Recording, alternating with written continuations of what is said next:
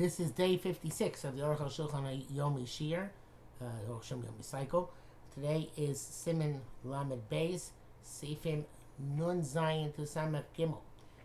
If you would like to sponsor a shir or more of the Arukh HaShulchan Yomi series, please contact me directly. It would be very much appreciated. Sif Nun Zayin. Because Rabbeinu Beis Yosef, the Sif Lamed Gimel, Rabbeinu Yosef writes, Yaseh HaShuros Shavos. You should make the lines justified. It's not that once you're coming in and once you're going out. Because he says, should at least not write more than three letters outside the end of the column. Because if you did, it's not possible. It's just not as muhud or not as nice. Two letters which comprise one word you should not write outside the line. But it says the letters of the Shem Hashem all have to be within the column, and they shouldn't leave the column at all at Kalashon.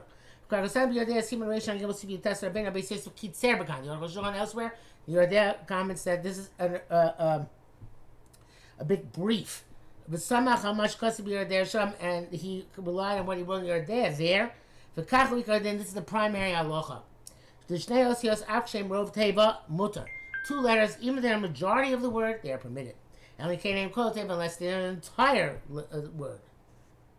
Gimel and three letters, shem rov teva, when the most of the word, also, it's forbidden.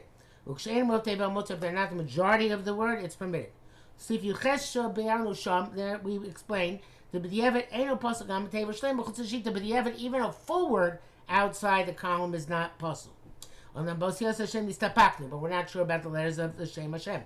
To like apadieva pasuk, it's also perhaps even the evidence no good, even if it's only part of the Shem. The dami etzliya shabbos is like an insertion between the lines, which is no good. Ayin sham. V'sham b'sim reisha avav siv chof hechranu. There we determine, says Arukh HaShulchan, the b'diavad gam b'shem Hashem kosher b'diavad, even in the name of Hashem, it's okay. But obviously this is not the preferred way of writing. In the brackets it says, you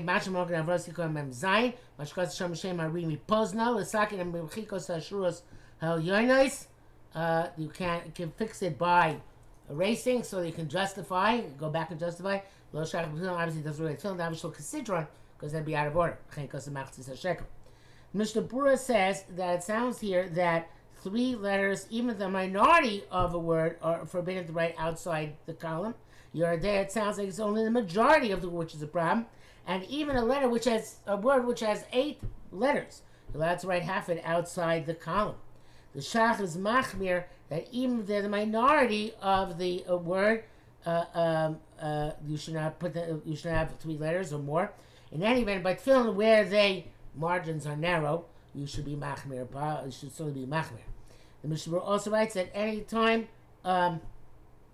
It's clear that the letters in the margin are part of the proper column and not part of the next column. That's fine. It's the evidence kosher. Mishnah Berurah writes by Tulin Zulas where you cannot erase because you shlo kasidron, you can't go back. Obviously, even if it's not properly justified, it's still kosher even without fixing it. Some people machmir even b'diavad. But if the last line in the higher column of higher lines, the line above the problematic line, is a base or a dal or resh or one of those other letters that you can extend outwards. Whereas Sevator Tefillin or Mezuzah, you should extend outwards in order that it should be equal with a letter of the Shem. It's specifically a letter of a Shem which comes out of the column, and that's not considered Shlo Kasidra. And also, if you only wrote one line in that column, and the second line you extended the name outside the column, you should make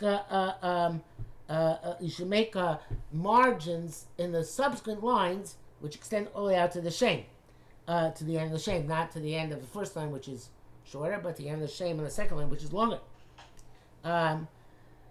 So they'll be longer at the end of the Shem, and just because the short first line is not so significant enough to render it no good. Okay, Nun Ches. Kasa Brahma Rish Perak Beis. Kesa Kasa Tefillin Shorosh. How do you write Tefillin Shorosh? Kosin Arba Parashos and Arba Klafin. You write 4 parashos and 4 parchments. Shayad Kosin Klaf Echad. And Shayad you write on 1 parchment. So you have to be careful with the parashas. You must saw a stuma psucha. If you made a parashas which shows to be stuma in the meaning, where the paragraph ends, and the first paragraph ends, and the next paragraph begins on the same sentence. That's a stuma. The paragraph ends on one line, and the next paragraph begins on the next line. That's a psucha. You have to make sure that don't make a stuma psucha or psucha stuma, because that makes it possible. The Gimel parashas Rishon Kulam psuchas. The first 2 parashas are all psuchos. The parasha Choroina, which for Yom Shema, has a stuma inside Akal Shalom. The idea is that in the Mavor Bagmar Lagabi Tefillin, this halacha is not stated in the Gemara relative to Tefillin. El b'Sefer Torah rather to in Sefer Torah. But so I have to say Kavanas Rambam. The intent of the Rambam is Kain Hu Vachi Perusha, and this is his interpretation. You do it Tzorch Lizar Parasha Shel Torah. We know that in the Parasha Shel Torah itself. The Tzorch Lizar.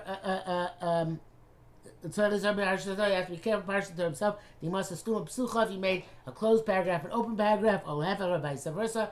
Psula. The Kemach Kain Adim Sefer Torah, and since that's the local Sefer Torah, but Elosh Lohina, Elosh Parashas Kaddish, V'Yosh Shema. Since the first 3 parashas in the Tefillin, Kaddish, V'Yosh and Shema are all open in the Sefer Torah, called Psuchas B'Torah. So I'm Melech. I'm not feeling so Psuchas. So I'm feeling also they make Psuchas. Varvius Shubayim Shema. He's Stuma B'Torah. It ends Stuma.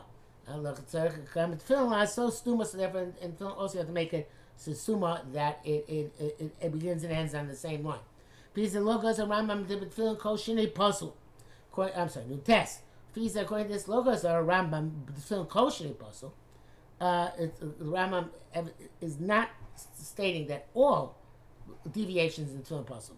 It's possible to learn like it's in Menachos and Mezuzah. The mitzvah asosa and stumos, it's a mitzvah to make them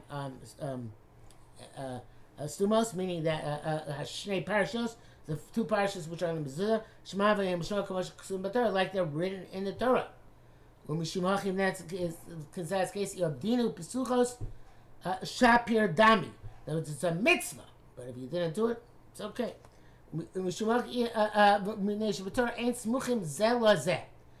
in the Torah they're not adjacent to each other. The Shema Bes Chanan, Shema is a Parshas Bes Chanan. Shema is in Be'eke Parshas Eke. V'chein ain't Iku B'Dover. There was no impediment in this matter, in the Mezuzah. Alfisa basically showing us, therefore, the first 2 parshas in film, Kash ve'Yachash, Smuchos le'Torah, which are adjacent to each other in Torah, Eveim Psuchos, and they are open. They end the paragraph. Next paragraph begins on the new line. Yesh Iku Gam B'Tefillin Ab'Diavad, the Tefillin that is imperative even B'Diavad. In other words, you must not begin the parsha on the same line. You have to skip and go to the next line. But between Vayach, which is in Shmos, and Shema, which is in Dvarim, Ben Shema Vayayim Shema, which are both in Dvarim by different parashas, She'enot Smuchos B'Torah, which are not adjacent to each other in the Torah, Vade Mitzvah L'Asos K'mo B'Torah, since they make them like they are in the Torah, Ben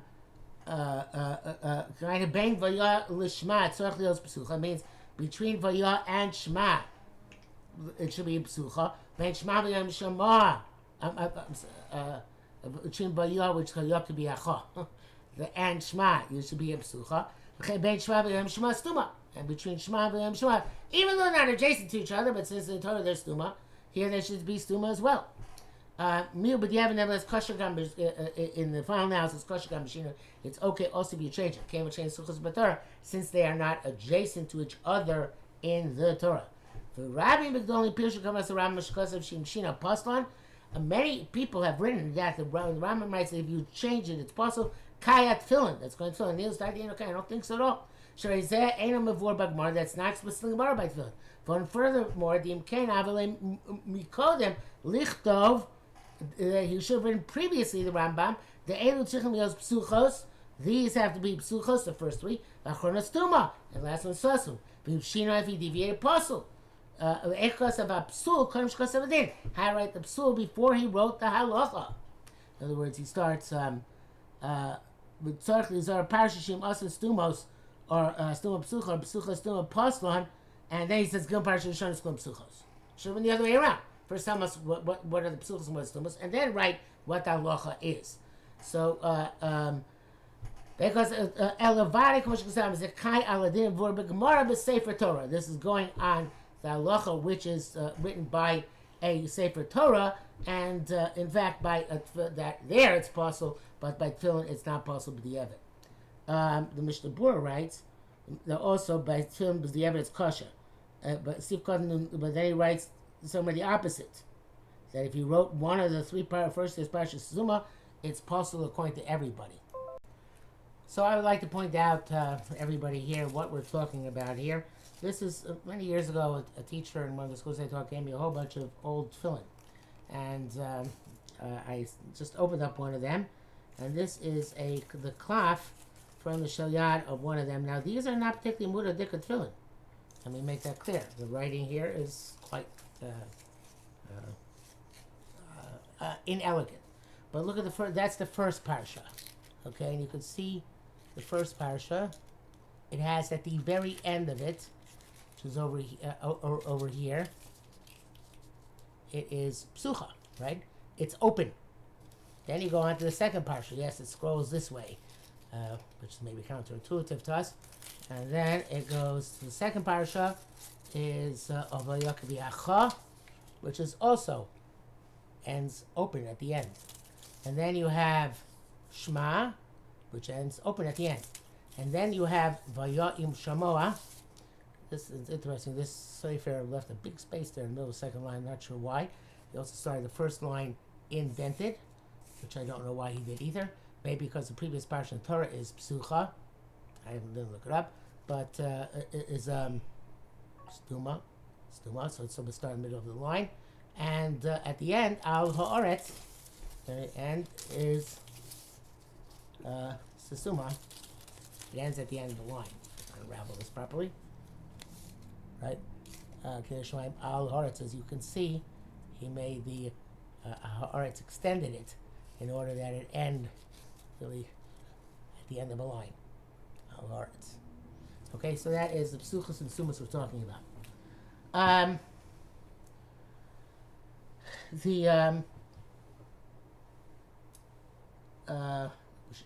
But there's a brackets here.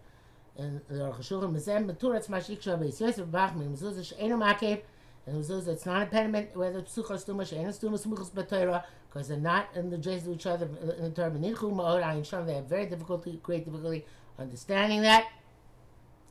That which I wrote, it works out well. The Pshit is very simply. As the way the Marshal does the Rama. He made an effort to distinguish between tefillin and mezuzah.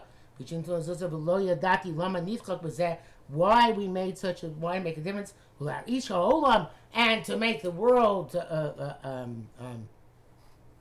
full of noise. On the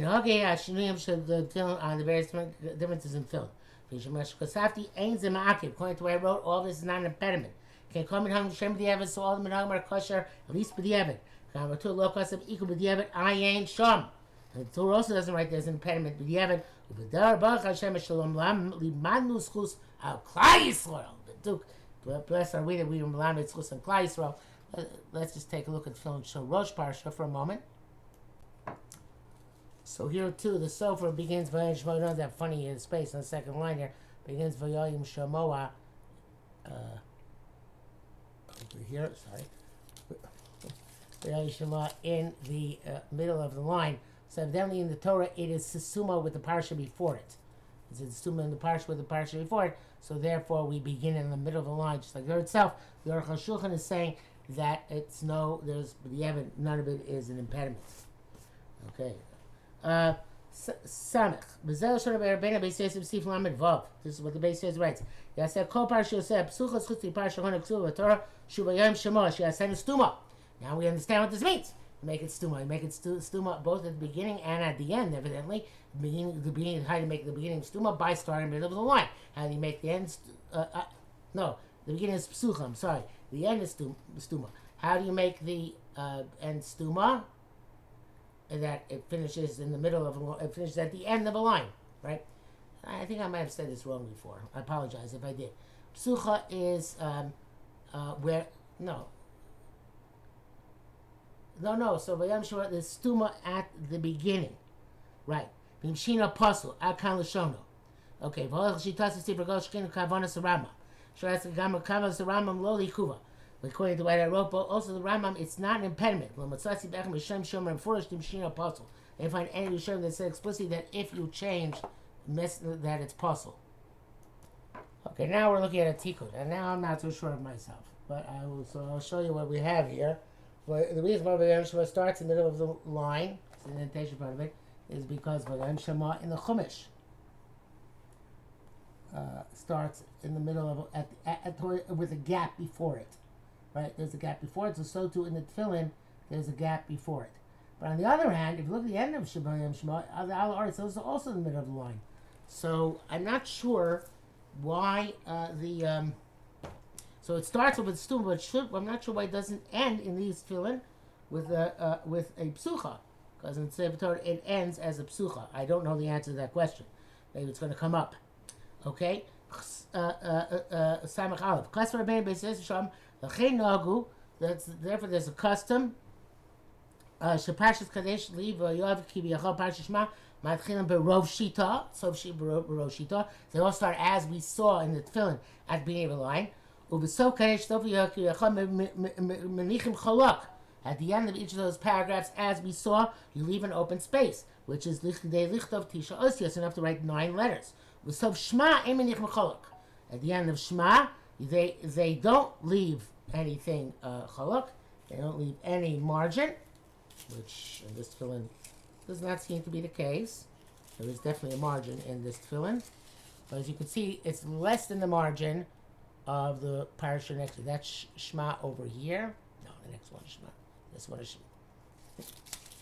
That's Shema, and there's definite margin at the end. No, it's not Shema. Shema is this one, and there's a definite margin at the end. A definite gap. Going the wrong way because it's this mirror, right? But the parasha before has a much larger gap at the end. So it says, if you left pachos miteichtov tisha osios, that's okay. So Shema Imichal Imenicha Pos Mikatog Tishosios. Uparshas Bayoim Shamoa, like we saw, Maslim Be'emtza Shitel Yana. Oh, you start in the middle of the first line. Menich Vanech Chalok, and you have to leave a blank space in front of it. Kelichtov Tishosios, enough to write 9 letters. I'm not sure that this fits the bill here, guys, but that's supposed to be 9 letters in front of that for Haya, which, interestingly, is written quite small. By the way, in the next line, it's clear that the Sofer wrote Yoreh twice. And then he went back. And then he erased the second Yoreh, which leads me to suspect he wrote Shelo Kasidron. Because if he wrote Kasidron, why would he not just put Umalkosh on the place which he just erased? I don't know. Okay.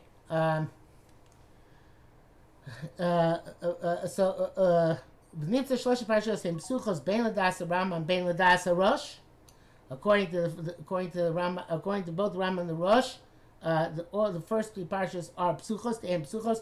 Parsha Chon is stuma l'das Rambam, because the Rambam was the last parsha is suma, as we have here at in our tefillin, which we have in front of us. And I'm not sure why, because the Torah is pasuach. They're clarifying Yordei Siman Ayin Reishei. Have a psucha. The Rosh holds it where it begins the middle of the line. That's called psucha. The case of Istumah Rosh.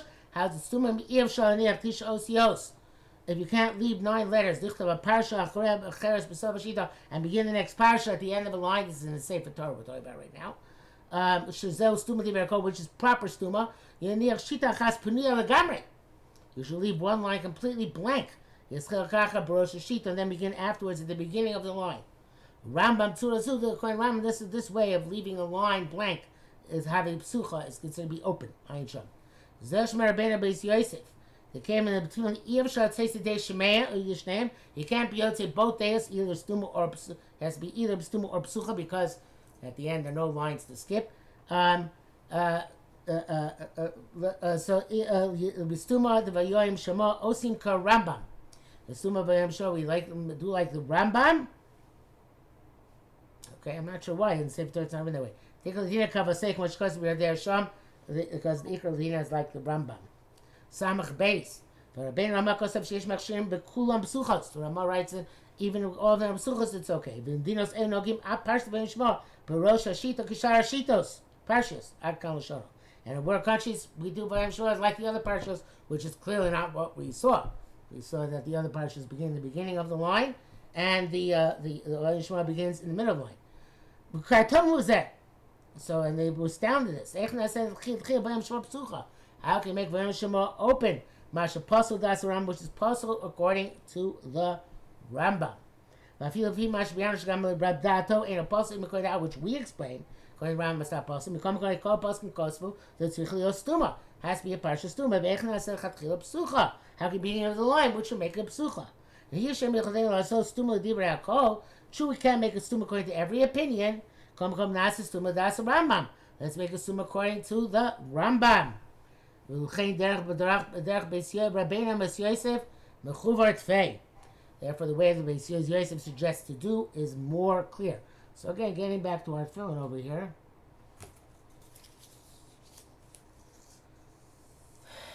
These are all called psuchos because the beginning, it's a little bit counterintuitive, but these are called psuchos because the beginning of the line, right? It's the beginning of the line, so therefore they are psuchos because in the Sefer Torah, beginning of the line means that you end the previous line in the middle of the line, the left blank, the rest of the line, which is pasuach, and then you begin the next line.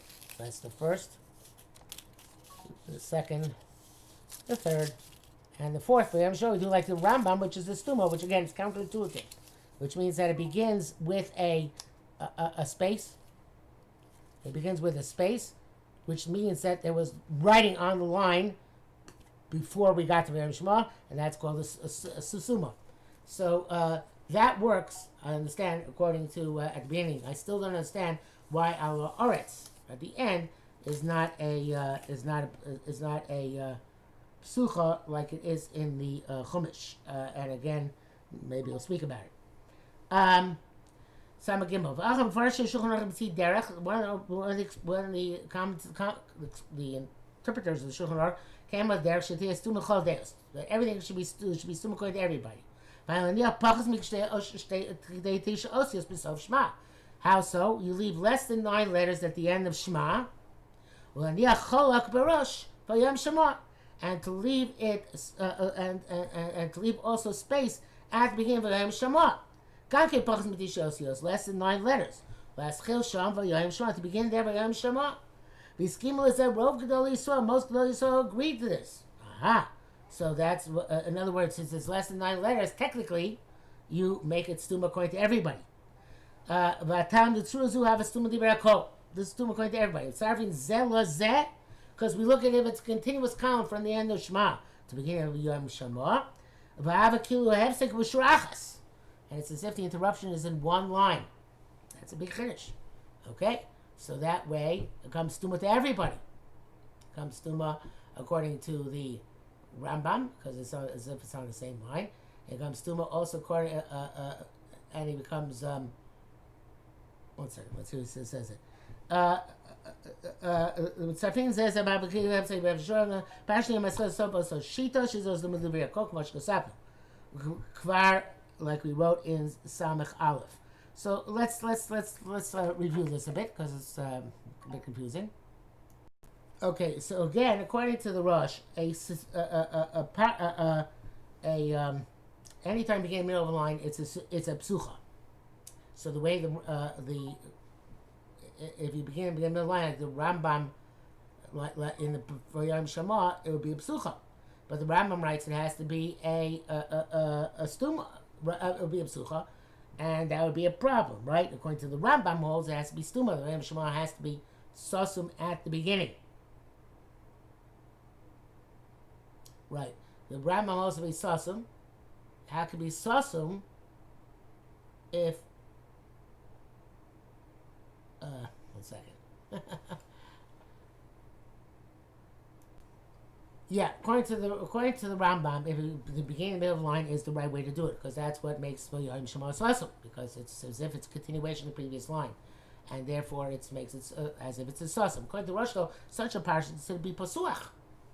So because there's no preceding writing on that same line, so how do you have that? How do you make it sasam according to the Rosh?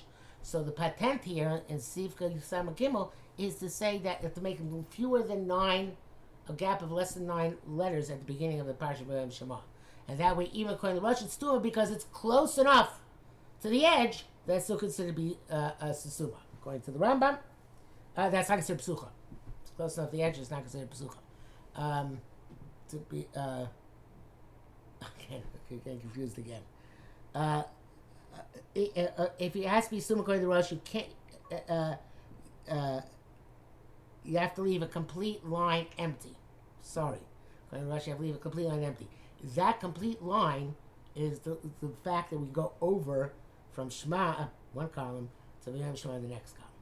So therefore, going to Rosh, it's a stuma. Why? Because we finish the middle of the line, we finish the column, went over to the next column. This started there in the middle of the line. That's going to be stuma.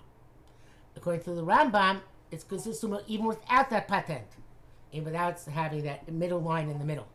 So that's why it's okay. Okay, so that's it says it again. Times the tzuras who have a stuma libre yakov. Times the mitzarfin zel lazeh. You add the two parashas together as if they're next to each other. And it's as if the interruption is in one letter. On the second parsha, it's as if it starts at the end of that line. So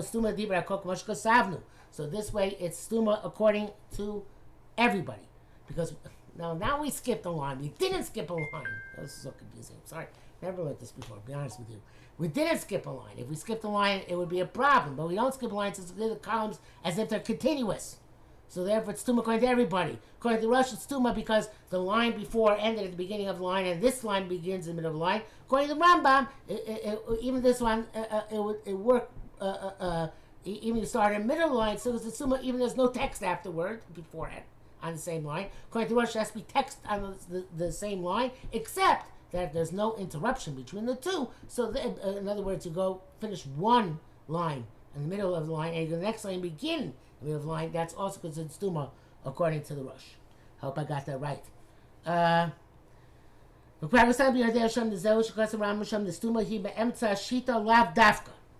stuma, that stuma begins in the middle of the line. It's not necessarily precise that way. As long as it doesn't begin at the beginning of the line. Ayin Sham. Rosh Mevur Sham Gankin, the Choshim Messiah B'emtza Shita. Anytime you end the middle of the line, Masu Emtza Shita B'shura Shetach Te'ah. And you start in the middle of the line of the line underneath it. He's stuma, that's going to be stuma. Yarosham B'si Vav, the Yerushalmi Megillah Koshi is Revach B'sof Shita. Utchila Shita, anytime there is a gap at the end of one line and the beginning of the next line, he's Suma. Came before Shledja B'smag, Mitzvah Chav Gimel. The Smag says as follows: Shalom Gil Chul Psucha Mikan Psucha Mikan Situma Kibati Kacha Perush. Yes, that's the language of Yerushalmi Megillah. This is the interpretation. Lo Shnei Psucha Legam May Rosh Ashir Tesi Os Chulei. Doesn't have to be open completely 9 letters at the beginning. Lo Shnei Psucha Legam Sofer nor closed. Nor open the end 9 letters, etc. You can divide it up. Less than 9 letters at the end of Visharecha, at the end of the Parsha of Shema. Less than 9 letters gap at the beginning of Vayom Shema. And that's completely sosum. There's no shear of opening at the beginning, at the end. Ad kan l'shana mezuzah. That's what he says. Mezuzah v'adim b'tefillin. In the brackets, he says here, v'sofa iraisin. It's an area near Lithuania. Nogo pia graz. Their minute based on the Balatani was laniach kashir tisha osios b'sof shema. They leave a gap of 9 letters at the end of Shema. Kashir tisha osios b'tchias v'nishon, a gap of 9 letters at the beginning of Yom Shema. No other country holds like this. As far as the task of Mushka Sabnu. But Graz B'Shulchan Aruch Lo Izkir Mi Zeh Davar because of Kata Zayin Sham. When I ask a Lubavitcher or Sefer why they follow what they have as a Mesorah based on the Graz if it's not in the Shulchan Aruch Rav itself. And Mishnah Berurah writes, every place should do according to its custom. So one last time for now, look at this. Let's see whether this is like Chabad or not like Chabad. This definitely looks like less than 9 letters. Okay, less than 9 letters on the bottom and less than 9 letters on the top.